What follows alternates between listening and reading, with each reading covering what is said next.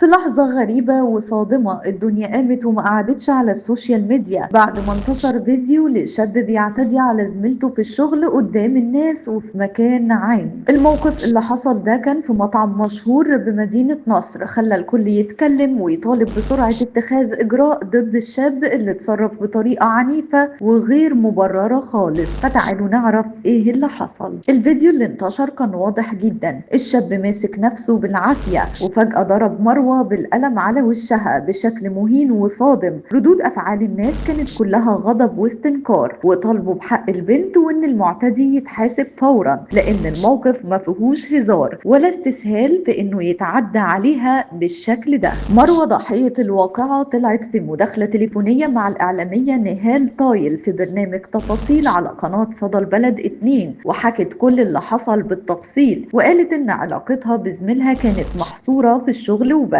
ومفيش ما بينهم اي حاجة شخصية، رغم انه كان في خناقات بسيطة قبل كده، لكنها كانت بتقبل اعتذاره علشان الجو يهدى والدنيا تمشي. البنت وضحت كمان ان الشاب كان دايما بيضغط عليها بشغل كتير وصعب وبيعمل مشاكل من لا شيء، ومع الوقت بقت بتحاول تتجنبه علشان تحافظ على اعصابها، لكن اللي حصل المرة دي كان تصعيد غريب جدا وملوش اي مبرر، خصوصا انه لفق ليها كلام غلط واتهمها انها شوهت سمعته قدام خطيبته. مروة كانت واضحة جدا في كلامها، وقالت ان هي مش ناوية تتنازل ولا تتصالح معاه بأي شكل، واكدت قدام الكل وقالت هاخد حقي بالقانون ومن خلال الجهات المختصة علشان تكون رسالة لأي حد ممكن يفكر انه يكرر الغلط ده تاني مع اي بنت تانية. وفي نهاية كلامها مروة قالت انها مش بس بتحارب علشان حقها الشخصي، لكن كمان علشان كل بنت تعرضت لظلم وسكتت، واكدت ان اللي حصل معاها خلاها اقوى ومصممة ان هي تكمل مشوارها لحد ما تاخد حقها بالكامل، وانها مش هتسمح لحد انه يهز ثقتها في نفسها ولا يحسسها انها ضعيفة. وقالت كمان انا مش لوحدي، كل اللي تعرضوا للظلم معايا وكل صوت بينادي بالعدل بيخليني اقوى وبتمسك بحقي اكتر.